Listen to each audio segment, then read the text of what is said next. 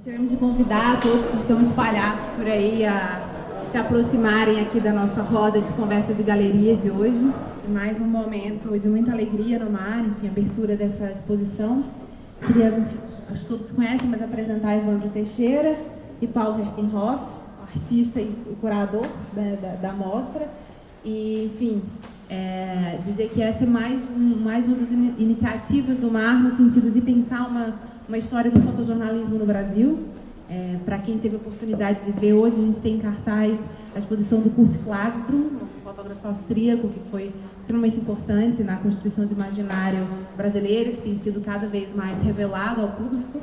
E semana que vem a gente inaugura a exposição que comemora os 90 anos do fotojornalismo do Globo, que junto com a mostra de Evandro pensam essa produção de imagens, enfim, desses dois grandes jornais de circulação do Rio, o JB, né, Jornal do Brasil e o Globo.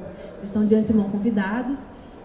E aqui a gente apresenta talvez certamente o principal fotógrafo da história do JB e do Brasil, fazendo uma espécie de panorama de sua obra, atravessando dos anos 60 aos dias atuais. A gente tem aqui fotos desse ano, então é um Evandro extremamente vivo, né? Enfim, inquieto e questionador que se apresenta aqui na exposição. Queria convidá-los todos a conversar, essa é uma conversa, então, por favor, fiquem à vontade para perguntar. E queria agradecer a Evandro pela generosidade e a toda a equipe, tanto da curadoria, produção, museologia, enfim, Márcia Mello, que também foi uma grande pesquisadora, colaboradora da mostra, o pessoal da casa da Edições de Janeiro, e a família de Evandro, que foram cruciais para que essa exposição fosse possível. Obrigada. Eu quero, em primeiro lugar, agradecer ao Paulo. Sem o Paulo, tem a equipe dele, tem a Clarissa, não teria acontecido isso. Vamos apresentar a equipe?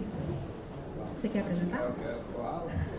Vamos mostrar a equipe que tem essa equipe brilhante que não teria acontecido isso. Júlia Baker Vem pra cá, e Marina Martinez. Vem pra cá. Dá oi. Chama a equipe que participaram, enfim, ativamente da pesquisa, foram responsáveis, né, Evandro, por encontrar uma série de imagens que, como diz o próprio Evandro, nem ele lembrava que tinha. É verdade. Né? Então foram horas de... São pessoas que realmente me ajudaram e por isso que eu estou aqui acontecendo. Cadê o Paulo? Então, olha, eu estou aqui à disposição, é uma mostra belíssima, eu estou aqui no Museu Mais, que hoje é um dos museus mais importantes do Brasil, do Rio de Janeiro e do Brasil. Esse museu aqui é fabuloso, é um museu que está prestigiando a fotografia brasileira. O Paulo é uma figura que gosta muito de fotografia, é um dos maiores curadores do Brasil e do mundo, que ele já foi do MoMA e hoje está aqui no museu dando essa visibilidade à arte do Brasil e à fotografia especialmente. Então eu acho que estar aqui hoje no Mar, sendo prestigiado por essa grande mostra, é uma coisa, claro, que você vai ficar, é uma coisa inesquecível, principalmente para o fotógrafo, principalmente para a fotografia brasileira.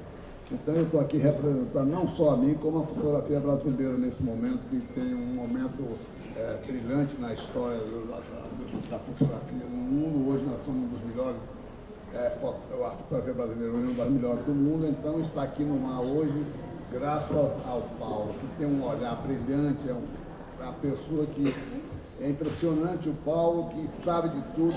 Eu lembro que eu estava em São Paulo, agora onde eu fui fazer uma palestra no SESC semana passada, e eu estava sem telefone, que eu perdi o telefone no carro aqui na ida, eu apenas levei o laptop e eu fiquei 10 horas no aeroporto de Congonhas para pegar uma passagem daqui, que eu tinha que voltar para participar aqui, ajudar aqui o Paulo, as meninas, a Clarissa e a toda.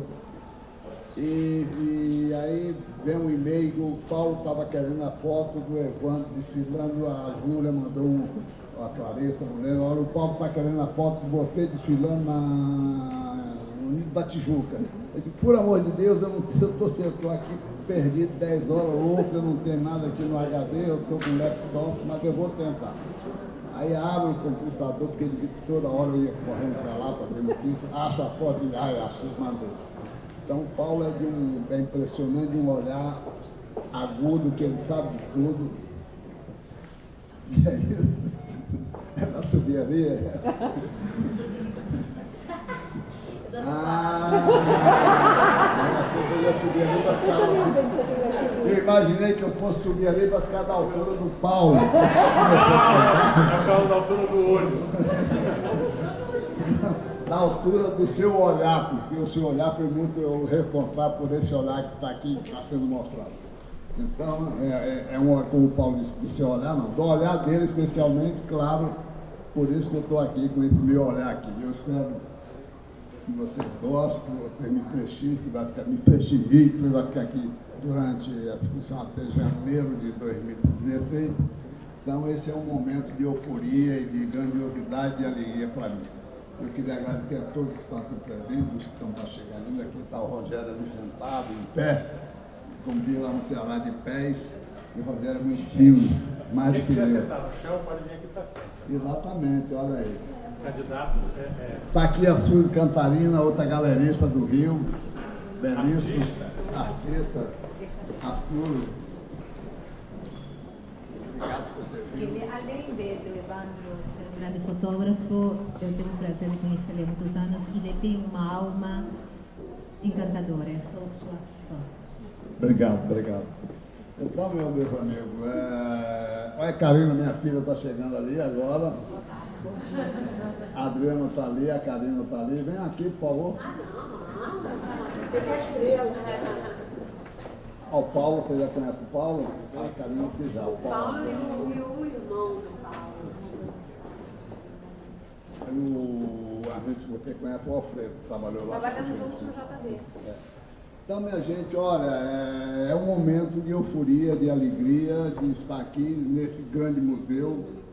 Eu não sei lá, eu estou até nervoso.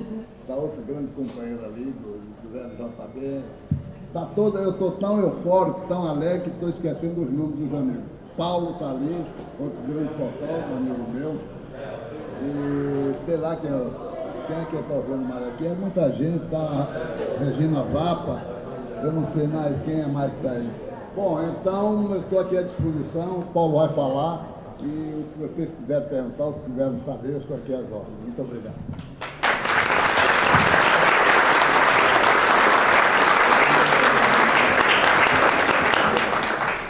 Bom, eu queria anunciar aqui 3 presenças. A primeira é do Márcio, da Mara Feintzliber, doadores do museu, grandes animadores e apoiadores da instituição, e o Márcio é presidente do nosso conselho, né? E que aprovou. Depois queria apresentar a Adriana Rodrigues, nossa diretora.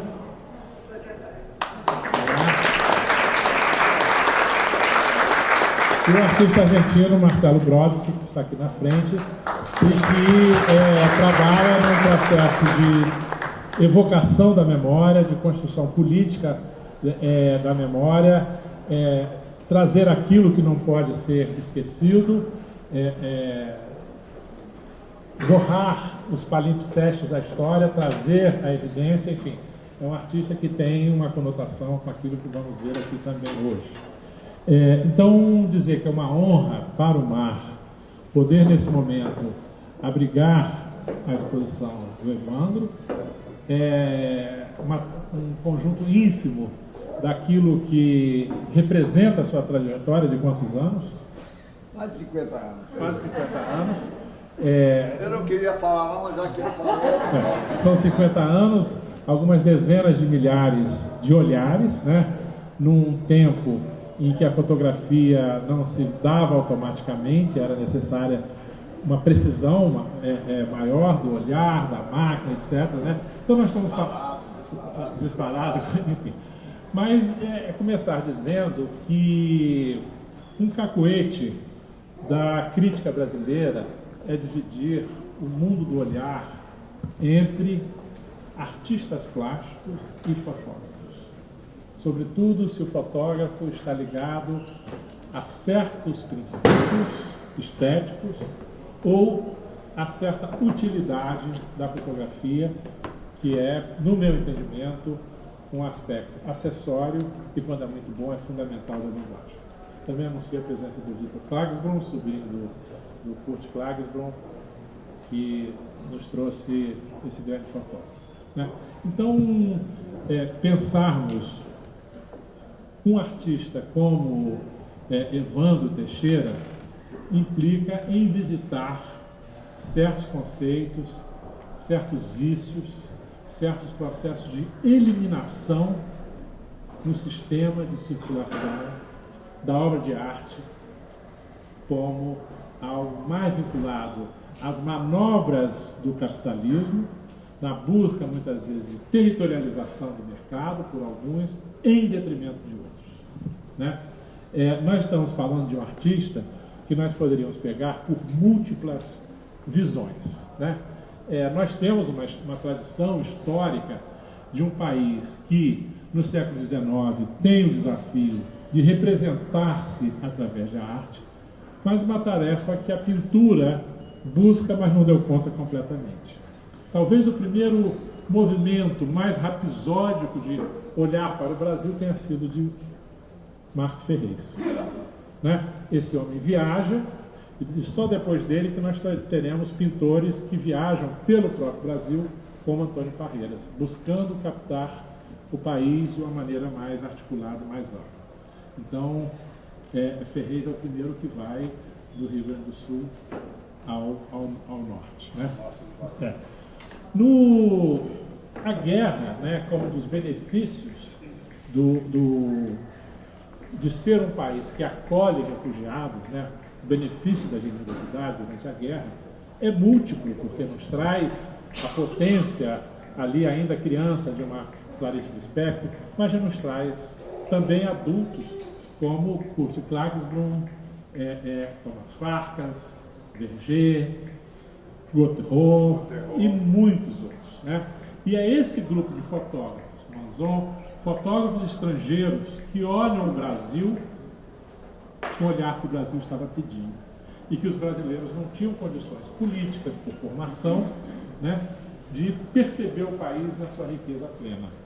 E são esses fotógrafos que vão abrir os olhos do Brasil para o país.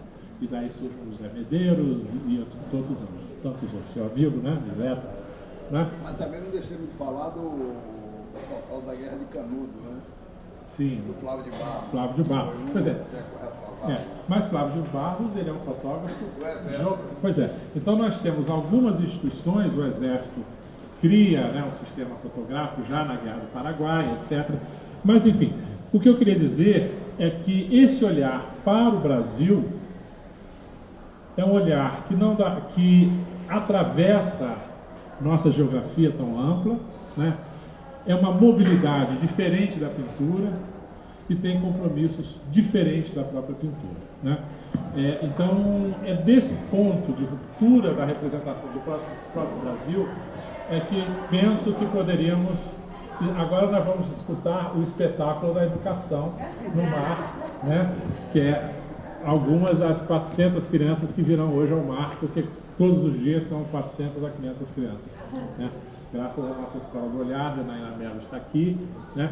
Bom, então, esse artista, Evandro Teixeira, vai buscar um Brasil de uma maneira agora diferente daquelas rapsódias, daquelas grandes representações, através do ensaio. Canudos e Vidas Secas. O ensaísmo, né, é um modo de pensar político, visual, que escapa do fotojornalismo, por exemplo. Então nós vemos o Evandro a todo tempo escapando do fotojornalismo. Esse fotojornalismo é um fotojornalismo de transgressão. Quem no mundo ousou uma foto como essa? Né, ou antes dele? Entrar com a câmera, invadir os aposentos automóveis da rainha da Inglaterra. Né? Isso significa que esse olho, câmera, essa junção entre dois órgãos do pensamento humano moderno, que é o seu velho olho, esse velho sentido da visão, agora enriquecido, recebendo o poder de um aparato moderno, né, busca colocar-se no mundo diante daquilo que no mundo deve ser colhido, né? E nós estamos falando, então, de um processo construtivo da imagem. Nós primeiro falamos de um processo de elaboração de uma narrativa analítica, que são os ensaios, e ao mesmo tempo, agora já estamos falando de um modo de construir. A questão analítica, isso aqui é uma pequena amostragem daquilo que é Canudos para ele, né? Canudos é, por exemplo, entender o ecossistema em sua tragédia quando habitado pelo homem, mas entender também que esse ecossistema, onde é que está a água?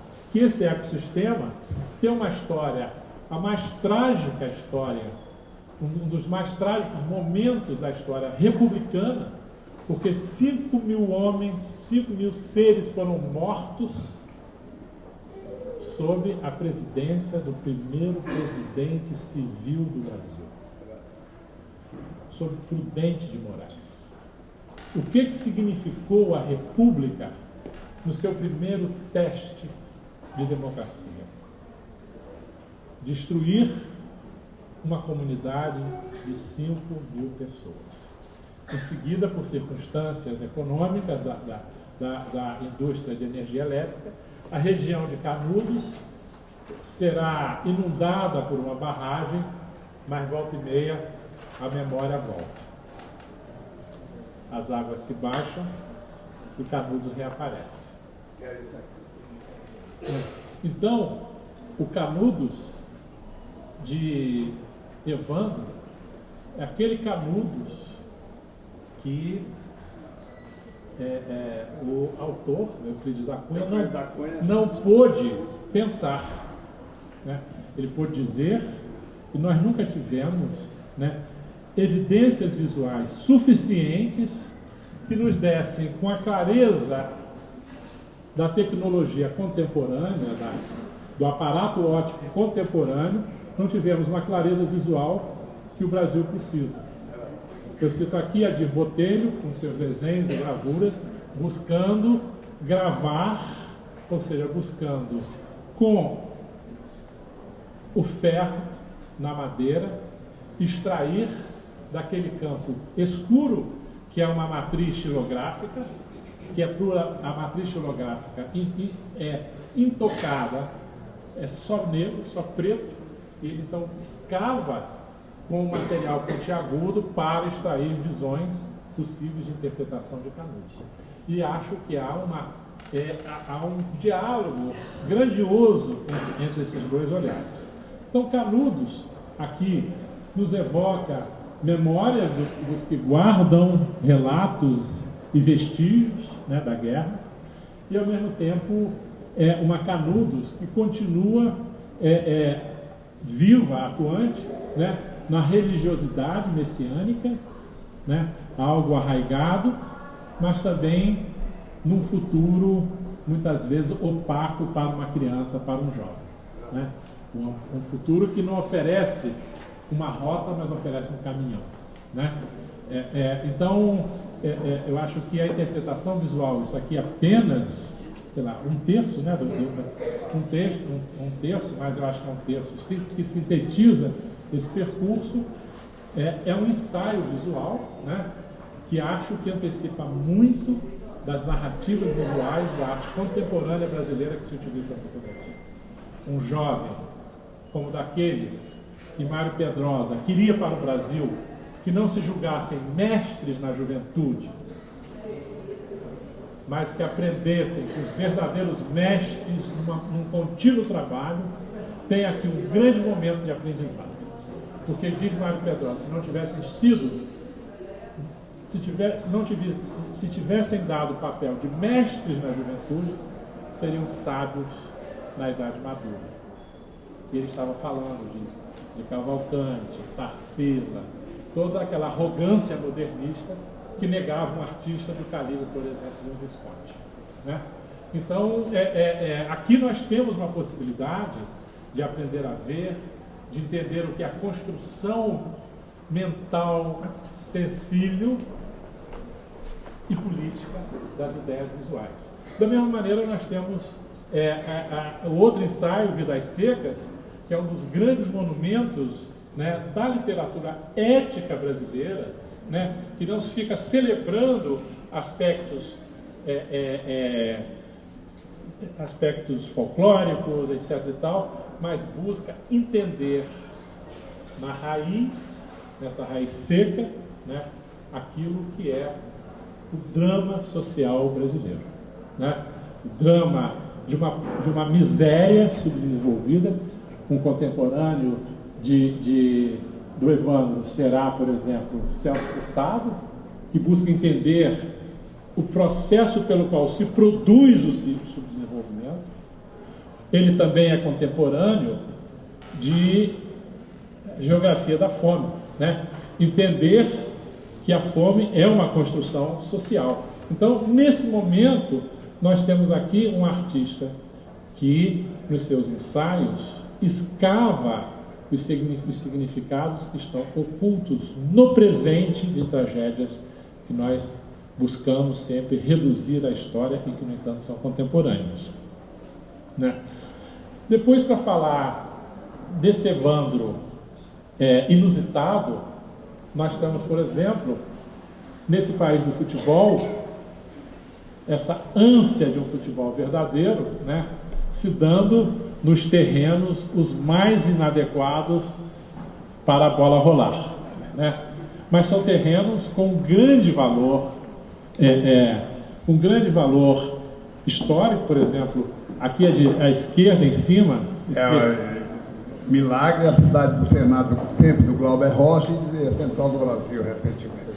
Então, aí é um futebol num cenário do melhor cinema brasileiro. Como a direita, né, num momento em que o Copan de Niemeyer é transformado nos símbolos de São Paulo, está ali essa contradição, né, de um jogo de futebol na esquina, na ponta, por monges budistas. Você quer falar de mais alguma coisa? Aí também os pataxós. Pataxós. A igreja do descobrimento do Brasil. E também aqui em Juazeiro, ali, onde está ali o Rogério, o Jegue, que representa o Brasil, o Nordeste brasileiro, compondo aquela imagem lá numa pelada, como nós chamamos, em Baba, na Bahia. E no processo de montagem da exposição, nós então colocamos visualmente duas cruzes. A cruz de Canudos e a cruz na Bahia do Descobrimento, como da primeira missa, né? Da região da primeira missa, como duas cruzes que tratam de ancestralidades no Brasil, né? E do modo como esse artista vai atrás dessa ancestralidade, né? Mas o que eu colocaria como processo construtivo é esta imagem, que é a única imagem que não é de autoria de... É do Luiz Pinto, um grande fotógrafo que foi do jornal... Cadê o Rogério para me ajudar aqui? Da luta democrática, não. Esqueci. Tribuna da Imprensa. Evandro e sua escadinha.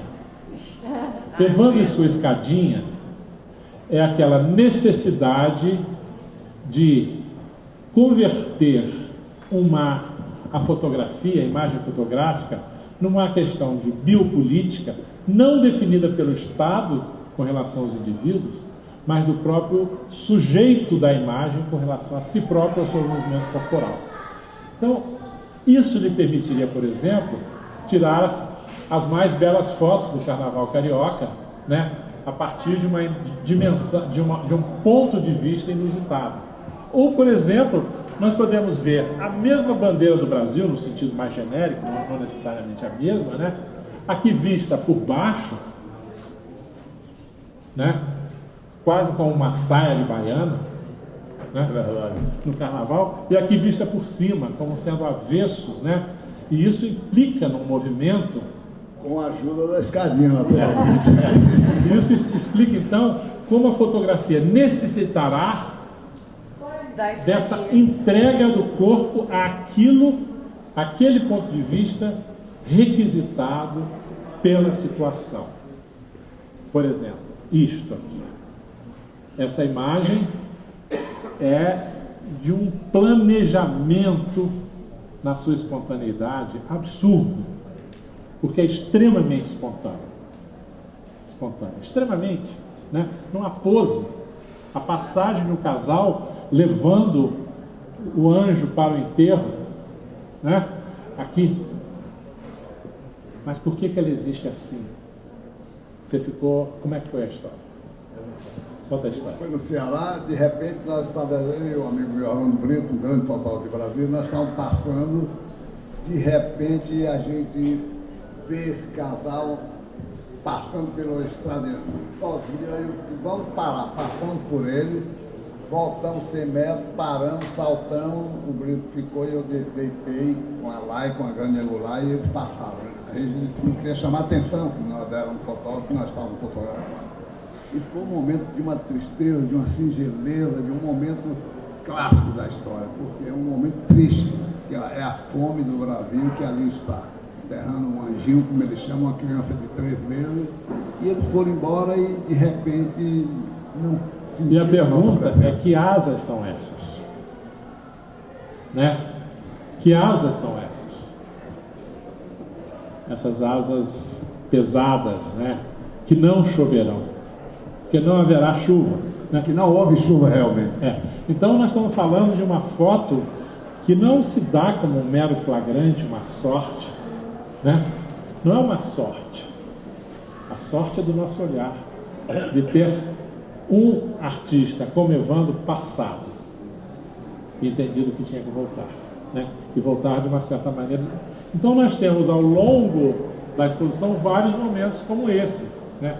Por exemplo, numa enchente, que parece que a onda provocada da água pelo ônibus vem na direção do nosso olhar, porque ele se pôs de tal modo que aquela água pudesse nos falar do que é uma enchente, né? Essa massa em movimento, né? Essa água, essa energia em movimento numa cidade, né? Então nós temos que pensar sempre que não se trata de uma fotografia daquilo que a gente pensa como automático, né? Aquelas questões históricas. Por exemplo, eu vejo tudo isso, eu só posso pensar em Evandro, como sendo quase como seu autorretrato sem seu rosto, né? Tal o conjunto. Esse aqui é o artista, alguém quer falar com ele, vem? Ele é que fez essas fotos todas. Como é que você se chama? Ana Luísa, vem aqui falar com ele. Ele vai gostar. E você? Como? Ele fez todas essas fotos. Mas vocês começaram a tirar fotografia antes dele. Vamos fotografar, não tem que conversar, tá bom? Quer tirar um retrato? Então vai lá. Então se vocês olharem alguma coisa aqui que vocês quiserem perguntar a ele, venham aqui e perguntem. Tá bom? Tá bom? Parabéns, parabéns. Como? Gostou? Gostou mesmo? Parabéns. Como? Onde você morava? Olha aqui, diz aqui, ó. Ah, é a Chapada Diamante. Tem foto aí de lá. Fala aqui. O que é que lembra as fotos? É a seca, muita coisa, porque me faz lembrar do céu, tudo, a terra, os cactos, a Você morava plantação. onde? Chapada Diamantina. Lá na Bahia. Olha aí que maravilha, tá vendo? Chapada de Diamantina. Tem alguma na Chapada? Deve ter por aí. Chapada Diamantina na Bahia, um dos lugares mais bonitos do Brasil. O ensaio que o Evandro nos traz, junto com algumas fotos daquilo que tradicionalmente era chamado de testemunha ocular da história, né? É a ideia de que a história é uma construção, né? E quando nesse momento aqui nós tomamos a questão da crise da democracia do Brasil, né? A partir do golpe de 64, iniciamos com essa imagem, que ela é resultado da crise de 64, que é a demolição da sede do Senado da República, no Rio de Janeiro, demolição, depois de a obra do metrô Terçal, mas por uma decisão ditatorial, né? Porque as ruínas que Evandro captura são as ruínas produzidas por essa decisão, mas são ruínas que elucidam o destino dos ditadores, que é a sua desconstrução pela democracia, desconstrução às vezes simples, às vezes complexa pela arte, às vezes violenta, etc. Mas isso é um processo de desconstrução da imagem do ditador, né? E Evandro, desde 1º de abril, ou 13 de março, né? Mas desde 1º de abril, né? Que é o momento real da deflagração, e com todas as conotações que a data 1º de abril tem no nosso país, de mentira, né? O dia da mentira, aí virou 31 de março, para não ser 1º de abril. Desde os primeiros momentos, Evandro captura algumas relações simbólicas muito importantes. A relação de ditadura e futebol tem um campo de futebol e concentração de presos, que vai acontecer aqui, vai acontecer no Chile, como desenvolvimento de uma metodologia de regimes ditatoriais, né? Já aqui se experimentar. Né? Esse é o campo do Botafogo. É o campo do Botafogo. E aqui é o Fortão Capana, 1º de abril, na manhã do 1º de abril. Graças a um amigo meu, o Capitão Lendo, que nós viemos jogar um futebol ali no Posto 100, e ele me chamou na Junta de Castilho de Moral, dizendo: olha, Evandro, a revolução está acontecendo, a revolução do Brasil, e eu estou indo para o porte onde ele era sitiado. Aí disse: olha, pegue sua câmera, esconda e vamos tentar entrar. Chegamos no Sentinela, o Leno bateu o continente, eu também bati. Capitão Leno, eu falei lá qualquer bobagem. Em seguida, chega o Castelo Branco, o teu Estado-Maior, e aí foi uma loucura que eu fiquei ali por alguns momentos, e eles achavam que eu era fotógrafo do evento. Tira um retrato aqui, bateu. Seu fotógrafo, tira um retrato nosso aqui. Aí eu falo: seu fotógrafo, agora com o Marechal aqui, tal, o Castelo Branco, tal, o presidente. Eu fiz a conjuntura, eu fiquei ali, o nome do Leno, Capitão Leno, de repente piscou os olhos e dizendo, no seu olhar, no teu piscar de olho: Evandro, é o momento de você zarpar daqui. Quanto é tempo, né? Evandro, vamos soltar aqui para a gente continuar na ideia da ditadura e da fotografia. Conta da reação a essa imagem, por favor. Essa fotografia foi uma mostra, uma baioneta, foi uma mostra do governo Costa e Silva. Fale da minha maneira como você me contou, tá? Exatamente. Com todas as palavras. E aí eu fui fotografar a exposição de aula, eu trabalhava, e no dia seguinte, o Jornal Brasil pagou por lutar, protestar contra o presidente do Brasil. Se publicou essa foto na primeira página, o JB teve patente de tamanho destacado, e ele, o presidente, conseguiu inaugurando a mostra lá dentro, tamanho dentro. Chegando a palavra onde eu era credencial, alguém da presidente falou chamar a sua sala, o senhor Arenê. Chegando lá, ele falou para mim: o senhor me respeita? O presidente questionou que eu fiz, como é que eu publico uma merda, desse ali na primeira página, e eu, o presidente lá dentro, com um tamanho pequeno. O senhor presidente, o senhor me desculpe, é uma questão de edição. Ele devia ter ficado calado. Edição é aí, ele era muito exportado, eu não vou falar o que ele falou. Fala aí, que é muito interessante. Olha aqui, o vocábulo é. Solta o verbo. Aí, seu moleque safado, o governo está aqui respeitando o presidente. Não tinha que falar nada. Tira esse moleque daqui e manda ele passar a noite desconfortável, não de respeitar mais a autoridade da República. E aí aconteceu, e assim aconteceu, também aconteceu com o rei da Noruega, não foi essa foto para ele. O meu presidente ele gostava da fotografia, mas ao mesmo tempo ele não gostava que aquilo fosse mostrado contra a sua própria figura, como aconteceu com o Figueiredo lá em Figueiredo lá em Incrível, que era também da imagem, e assim com outros que a gente usava e não respeitava.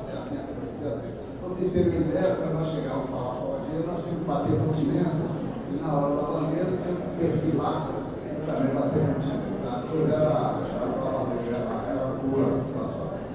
Bom, então voltando aqui, poderíamos dizer que maio de 68, do Rio de Janeiro, é abril de 68. Né?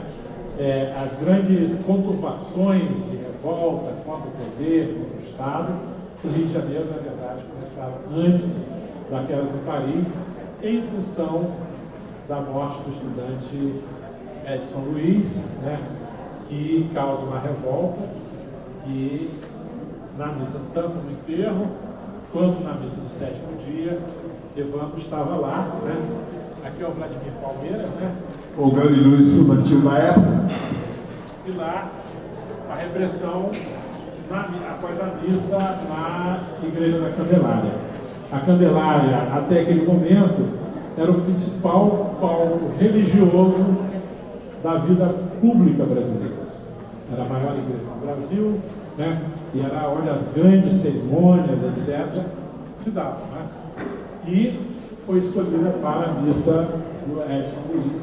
O significado dessa missa ser na Candelária não é uma mera coincidência, é uma inscrição desse luto e da política com relação a essa morte dentro daquilo que era o cenário mais solene num tempo na República Brasileira, mesmo depois da mudança da capital para Brasília.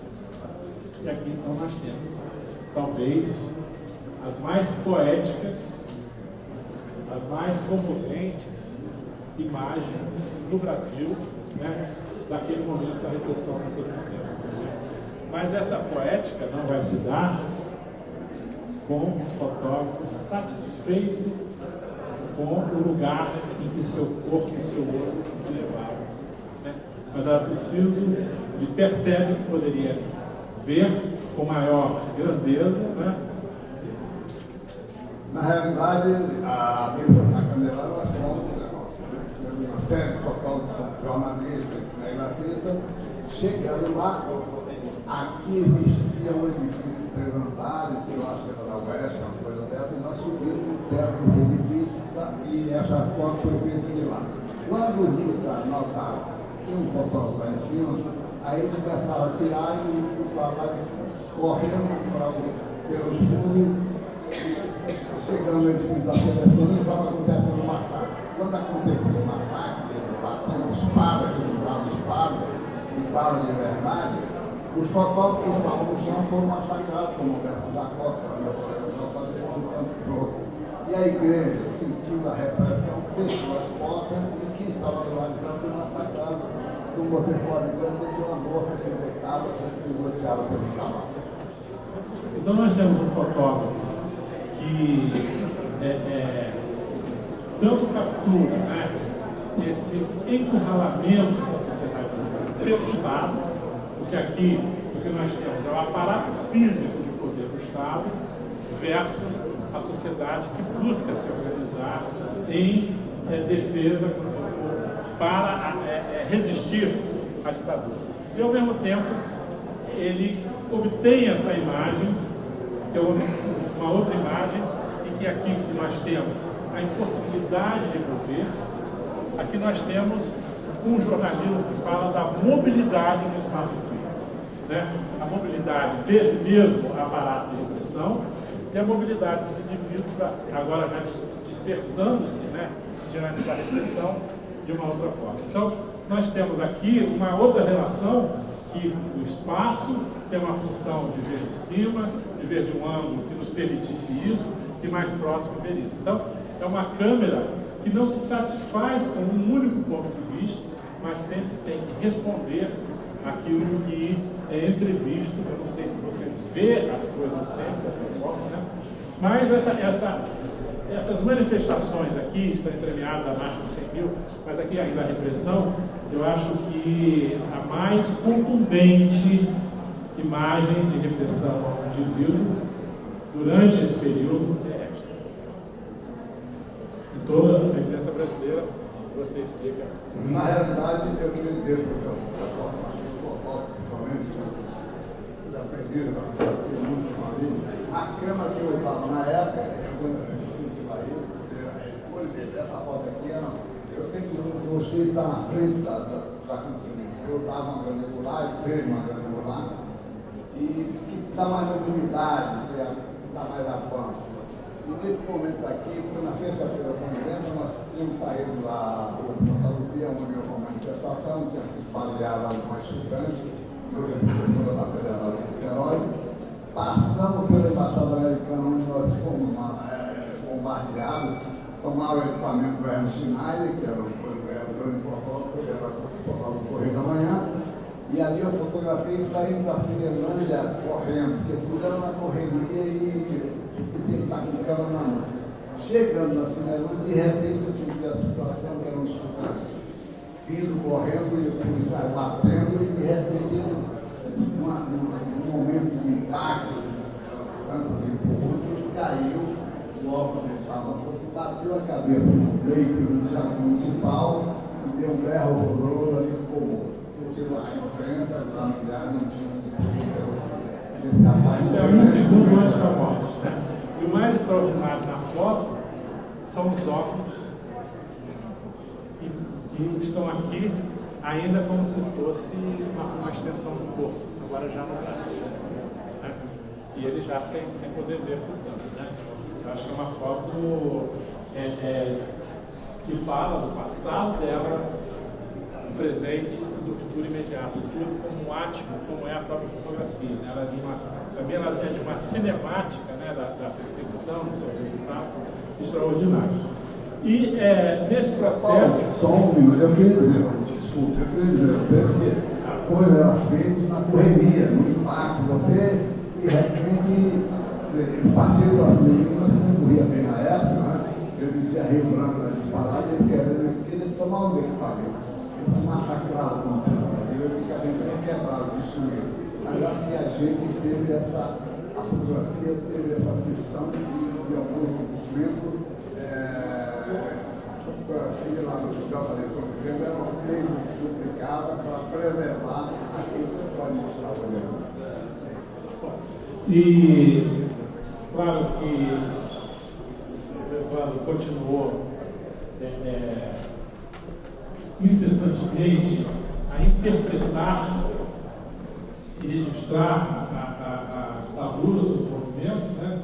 Mas existem aqui duas imagens que eu reputo como emblemas da luta pela liberdade e na crença que era possível desmontar a ditadura, né?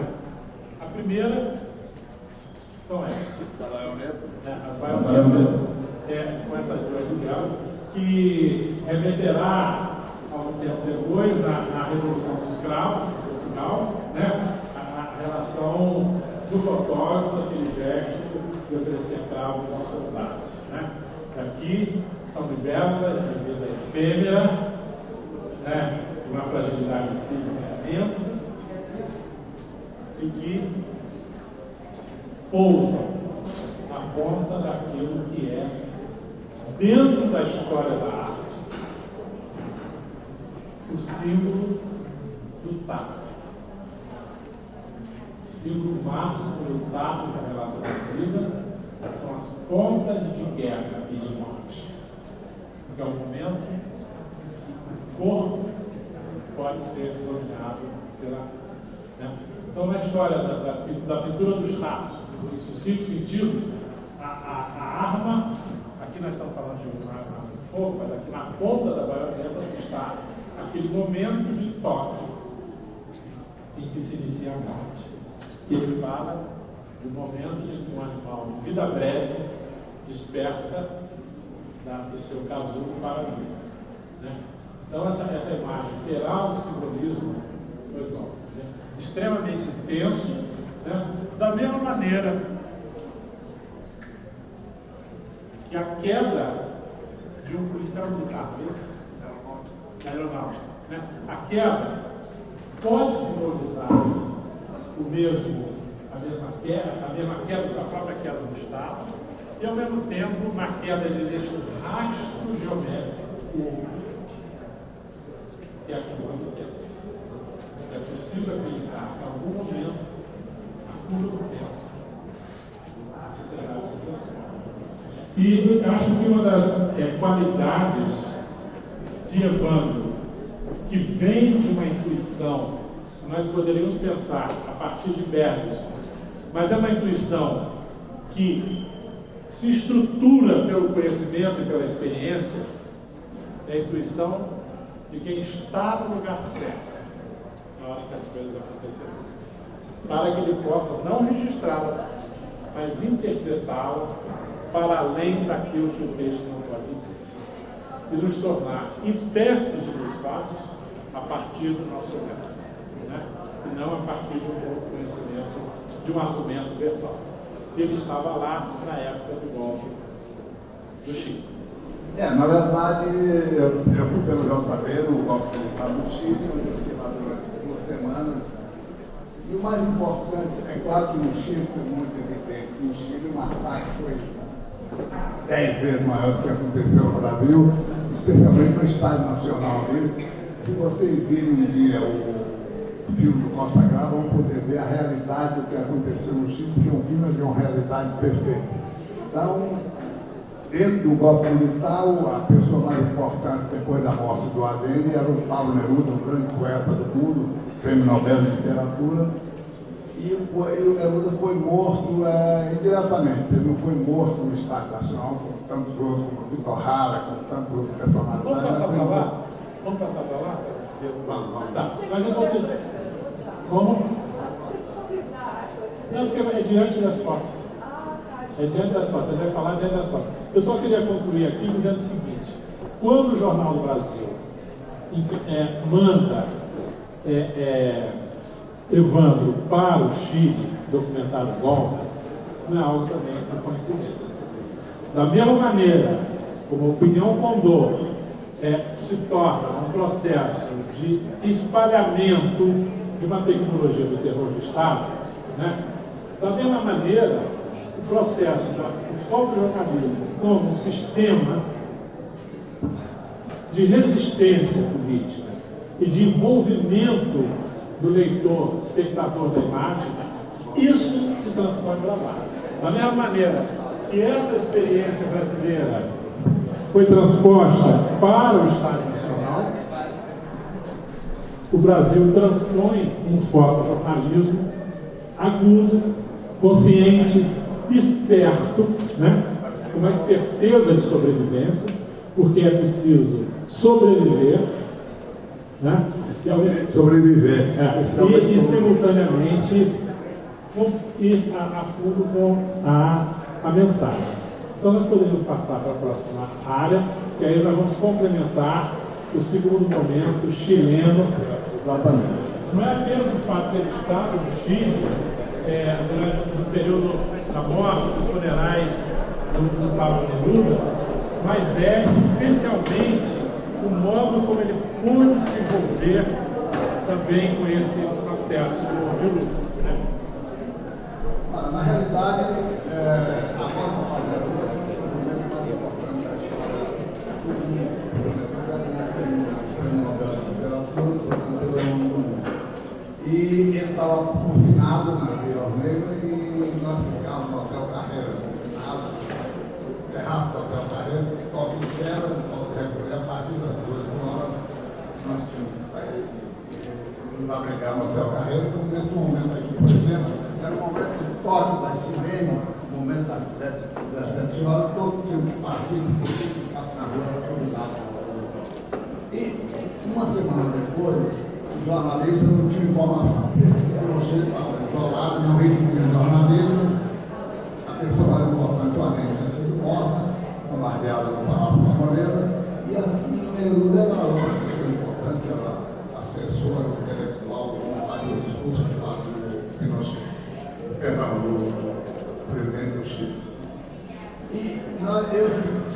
amizade, uma senhora amiga do terraço do hotel, e nós ficávamos, eu e ela, o embaixador do Uruguai, e ela disse: Evandro, vocês estão procurando Neruda, claro que não vão achá-lo, porque ele está confinado na Irlandeira, e ele está sendo transferido hoje pelo militar, bota aqui na Santa Maria, onde ele está muito debilitado, o caminho que foi apanhou, tirado da ambulância, para o certo, ele disse: você vai amanhã no hospital e procura comigo depois meu nome, porque eu tenho que decidir.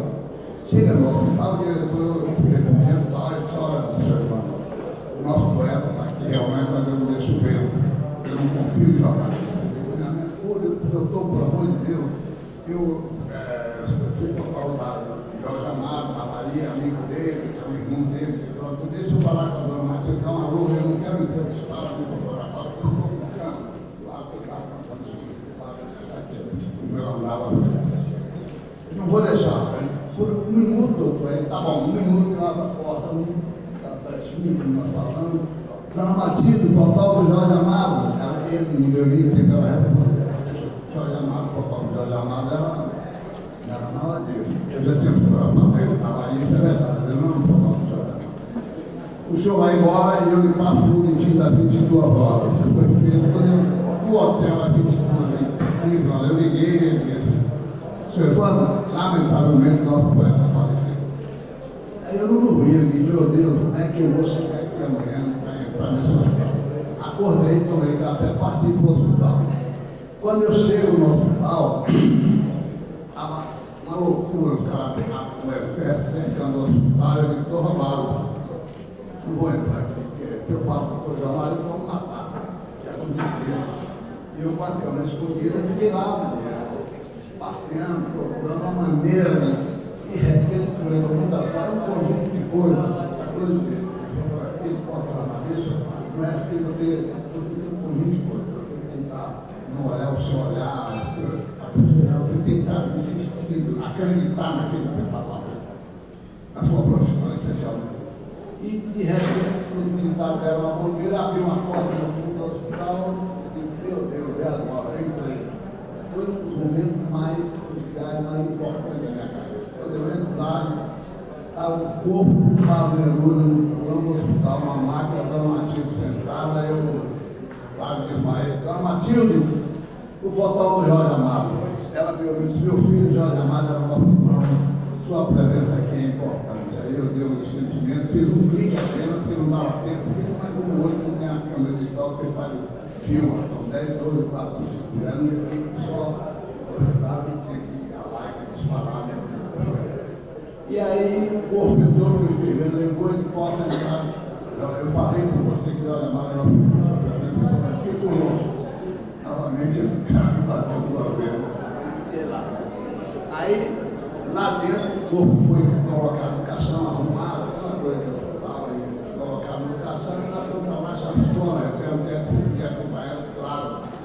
Chegando lá, quem conhece a chapscona que eu removeu, fica numa colina em cima, do alto, de um lugar lindo.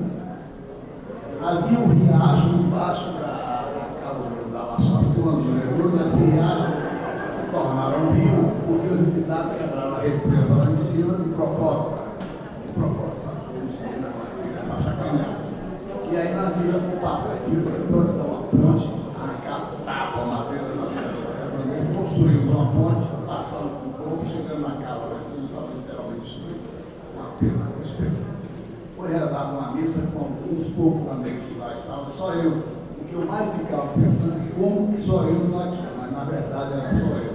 Era uma coisa impressionante. No dia seguinte saímos às 10 horas com um caixão pela mesma ponte construída, com a bandeira do Chico colocada em cima do caixão, e partimos para o cemitério, são 4 quilômetros ali, eu achava. Até ali, só eu estava ali. Mas no caminho a notícia tinha sido espalhada e foi chegando um manifestante e cantando no Internacional, o exército começou a cercar para massacrar todo mundo com Pinochet,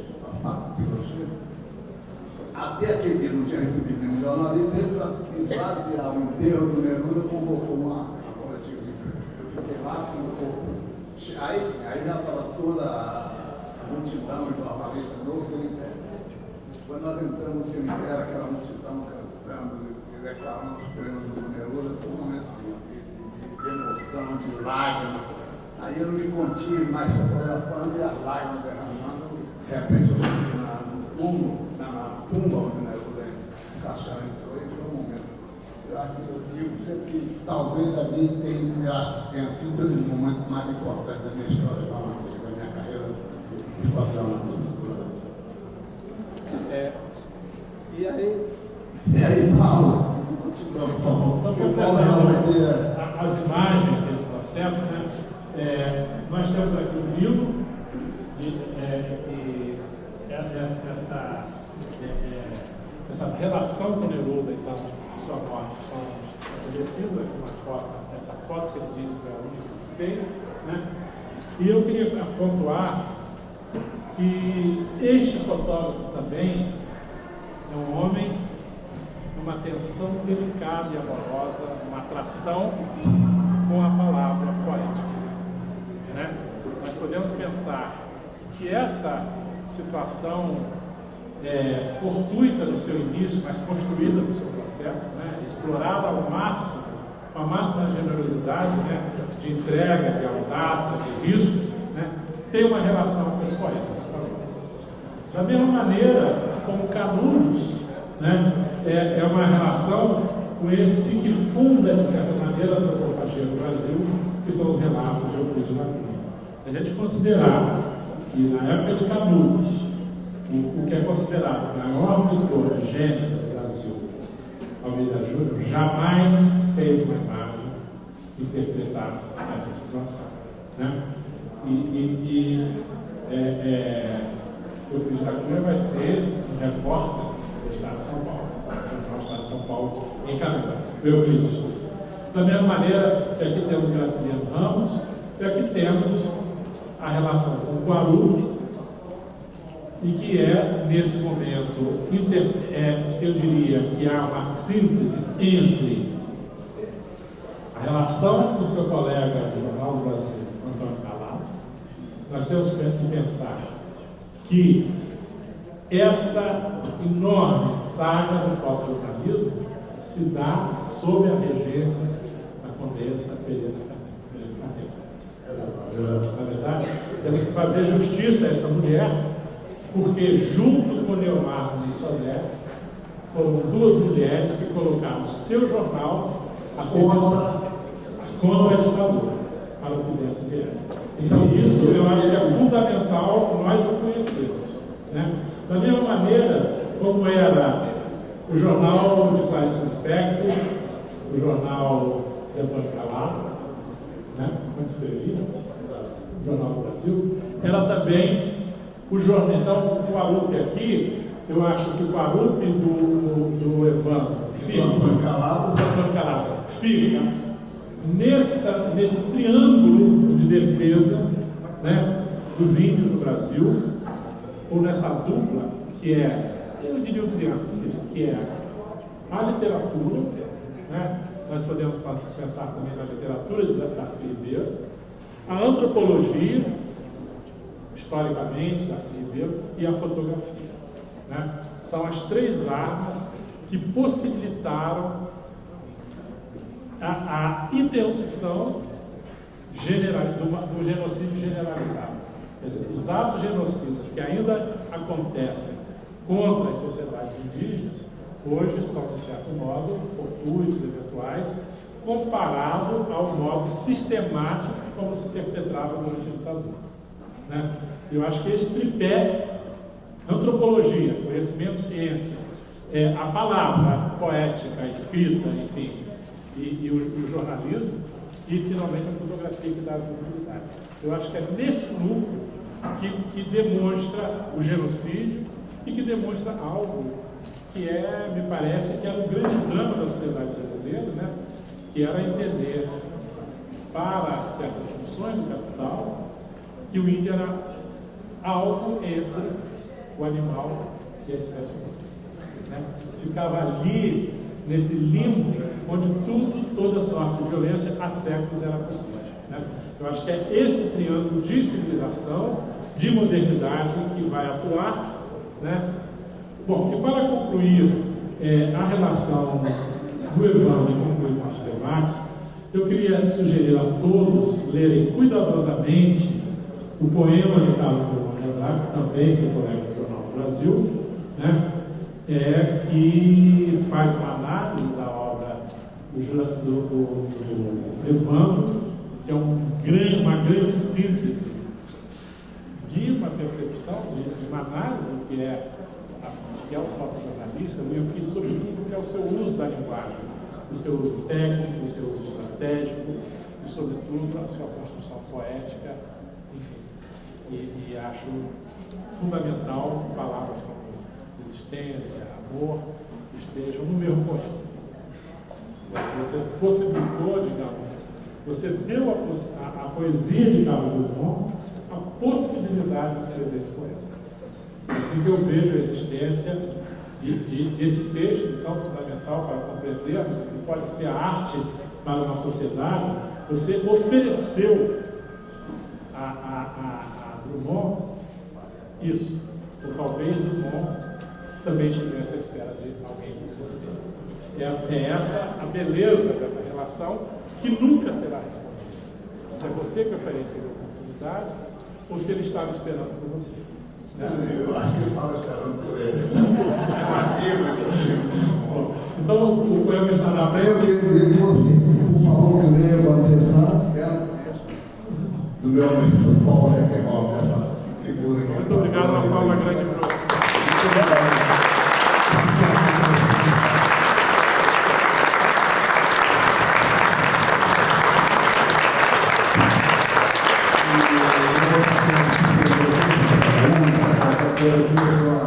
Vamos olhar, vocês podem perguntar tecnicamente, nós deixamos de falar aqui realmente que, como eu falei aqui na nossa zona, esse é o momento da chegada no Morro dele. Aqui nós já tínhamos passado pela ponte. Isso aqui é o exército cercando lá no cemitério, no chegado do morro. Como eu disse, aquelas pessoas fugindo lá do toque de recolher. Aqui é a multidão já no cemitério, no interior do Neruda. Então, esse, como eu disse, realmente é um dos homens mais marcantes do mundo.